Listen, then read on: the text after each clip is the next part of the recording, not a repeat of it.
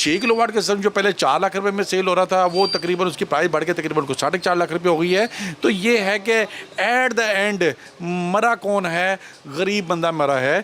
पिछला साल में जो सोलर है, पहले एक अपना तनख्वाहदार तबका या एक अमीर तबका सोलर को जो है ना वो लगाता था और उसे बेनिफिट भी आता लगता था। तो पिछले साल गरीब बंदा भी जो सा है ना, वो भी सोलर सिस्टम लगाना शुरू कर दिया था। स्विच कर रहे थे लोग, चूँकि बिजली महंगी होने की वजह से लोग जो है वो सोलर की तरफ आ रहे थे।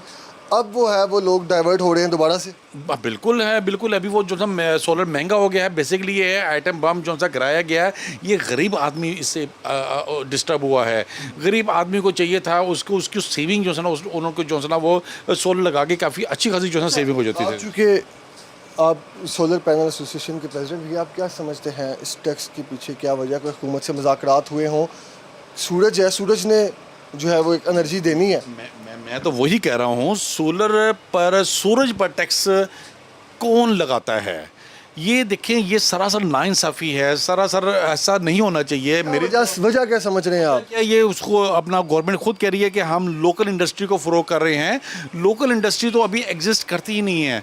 अगर आज के दिन में भी अगर आप कोई गवर्नमेंट का कोई प्राइवेट सेक्टर या गवर्नमेंट सेक्टर इंडस्ट्री लगाने का सोचता है तो इट्स टेक मैक्सिमम 1 और 2 ईयर।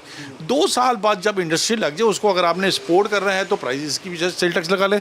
आप अभी से लगा के बैठ गए हैं तो अभी तो आवाम जो है ना वो पिस जाएगी, आवाम बेसिकली रुल जाएगी सारी।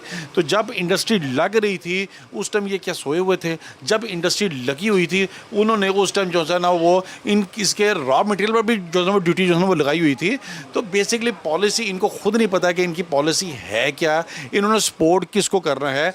मेरे ख्याल में ये जो सेल टैक्स लगाया गया है, इसका सबसे ज़्यादा असर जो है ना वो गरीब आवाम पर जो है। फ़ायदा किसको है इस टैक्स का? सर फ़ायदा देखिए, फ़ायदा तो कोई नहीं है, नुकसान ही नुकसान है। आपकी प्लेटिंग अपना महंगी हो गई है। अभी जिसने भी सिस्टम लेना वो ज़ाहिर बात है महंगा सिस्टम जो है वो लेगा, तो ज़ाहिर बात है नुकसान ही नुकसान है, फ़ायदा कोई नहीं है किसी किस्म का इसमें।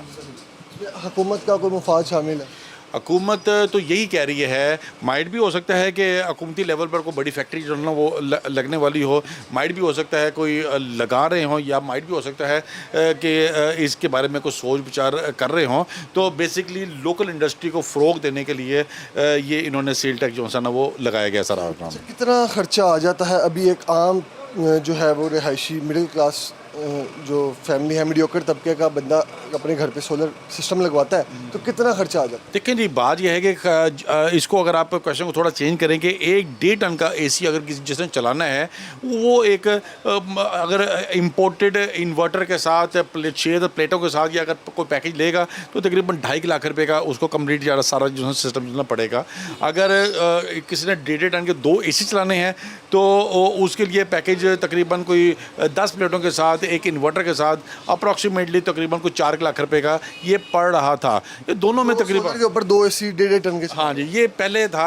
अभी इसमें तकरीबन कोई 40-50 हज़ार रुपया इसका इसमें इजाफा जो है ना वो मजबूरन जो है ना वो कर दिया गया है, ताकि अपना 18% सेल टैक्स लगाने के बाद इसके प्राइस में डेफिनेटली जो है ना इजाफा हो। सर, एक जो ग्रीन मीटर्स वाला मामला था कि जी जो सोलर घर पे एनर्जी बना रहे हैं वो हम वापडा को भी लोग जो है वो दे रहे थे, वो क्या सिनेरियो है? वो देखें, वो बड़ा अच्छा बेनिफिट है। अभी सर उसमें तो टैरिफ में फ़िलहाल कमी ऊपर नीचे नहीं हुआ, पर उम्मीद है कि शायद उस पर भी जो है ना वो कोई इस पर भी जो है ना कोई छेड़खानी वगैरह करे, कोई उसको अप डाउन जो है ना वो करे।